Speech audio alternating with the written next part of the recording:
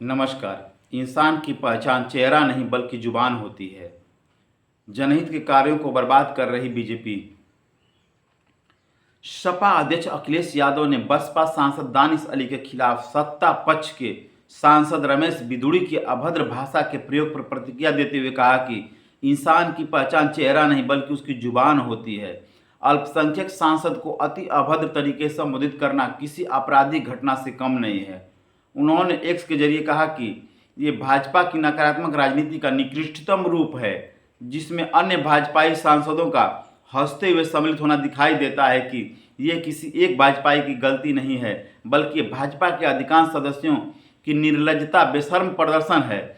ऐसे सांसदों पर किसी प्रकार की संसदीय विशेषाधिकार की छूट से परे पूरे संसद और संविधान की मानहानि करने का मुकदमा होना चाहिए। उन पर ताउम्र पाबंदी भी लगाई जानी चाहिए। प्रदेश में व्यवस्था चरमरा गई है। उन्होंने कहा कि फतेहपुर सीकरी में फ्रांसीसी पर्यटक की मौत एम्बुलेंस उपलब्ध न होने से हो गई, जो दुखद है। इससे उत्तर प्रदेश की छवि अंतर्राष्ट्रीय राष्ट्रीय स्तर पर तार तार हो गई है। बुंदेलखंड के जिला अस्पताल में एम्बुलेंस सेवा वेंटिलेटर पर है। कई जगहों पर इसका प्रयोग वीआईपी ड्यूटी और अस्पताल का सामान ढोने में हो रहा है। गुरुवार को मलिहाबाद के फिरोजपुर गांव के रहने वाले बच्चे की तबीयत बिगड़ने पर 2 घंटे बाद एम्बुलेंस मिली। बच्चे ने रास्ते में ही दम तोड़ दिया। अब जनता लोकसभा चुनाव में भाजपा को सत्ता से बाहर करके ही दम लेगी।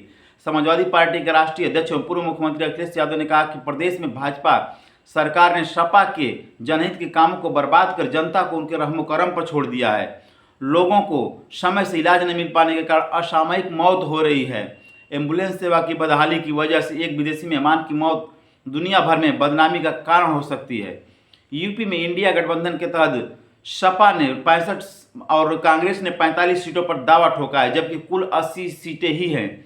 सीटों की साझेदारी के लिए इंडिया की समन्वय समिति राज्यवार बैठक करेगी। हालांकि इस बारे में अंतिम निर्णय तभी हो पाएगा जब घटक दलों का शीर्ष नेतृत्व साथ बैठेगा।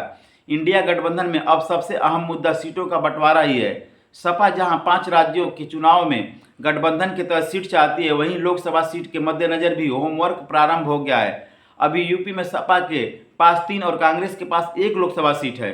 सपा ने फिलहाल 60 से 65 सीटों पर लड़ने का इरादा जाहिर किया है। वही दावा करने में कांग्रेस भी पीछे नहीं। इंडिया गठबंधन का मानना है कि हर राज्य की परिस्थितियां अलग अलग हैं, इसलिए राज्यवार बैठक करके ही सीटों का बंटवारा की गुत्थी सुलझाई जा सकती है। ये बैठक करके सभी घटक दलों के शीर्ष नेतृत्व के सामने विचार के लिए राज्यवार प्रस्ताव रखे जाएंगे।